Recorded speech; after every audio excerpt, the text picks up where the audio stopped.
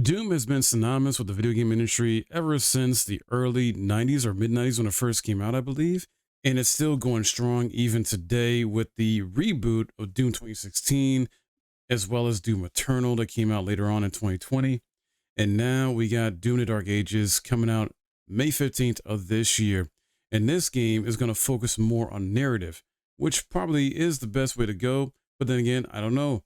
Maybe some people will feel differently about this, but I want to talk about this shift in focus. id Software's director Marty Stratton reveals new details about cinematics in Doom the Dark Ages and explains how the narrative has been improved. Doom the Dark Ages introduces a more engaging story. Hell is once again unleashed in Doom the Dark Ages, the latest entry in id Software and Bethesda's iconic shooter franchise, set to launch on PS5, Xbox Series X and S, and PC on May 15, 2025. As a third installment in the modern trilogy, this game serves as a prequel. We now understand why the Dark Ages embraces a medieval theme, and many can't stop drooling over the stunning replica of the Slayer's helmet, already available for pre-order.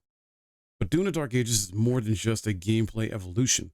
While we wait for confirmation on a Spanish dub, it's been revealed that the story will play a more significant role than in Doom 2016 and Doom Eternal. Marty Stratton, director at id Software, discussed the game's focus on storytelling in an interview featured in the latest issue of Edge magazine, with Games Radar sharing key details. The studio was surprised by the high percentage of players who watched and didn't skip the cinematics in Doom Eternal.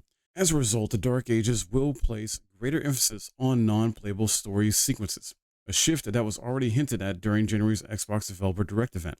Stratton even states that Doom the Dark Ages features a stronger narrative because fans of the series have shown a growing interest in it, moving away from the purely arcade style of gameplay of the classic entries. Stratton explained that nearly every interview he does includes questions about the new game story. Additionally, YouTube channels, forums, and online discussions have thoroughly analyzed the franchise's history, demonstrating a deep player interest in the Doom universe. Because of this, id Software decided to expand the saga's lore in Doom the Dark Ages, making storytelling more central than in previous two games. In contrast to Doom 2016, where lore was presented through documents and codex entries, the Dark Ages compiles these elements into fully realized cinematics. However, players will still have the option to skip them. Looking back, the first Doom game to emphasize storytelling was Doom 3, though its slower pace and survival horror elements disappointed some fans. That's why the 2016 reboot returned to a more fast-paced arcade-style approach.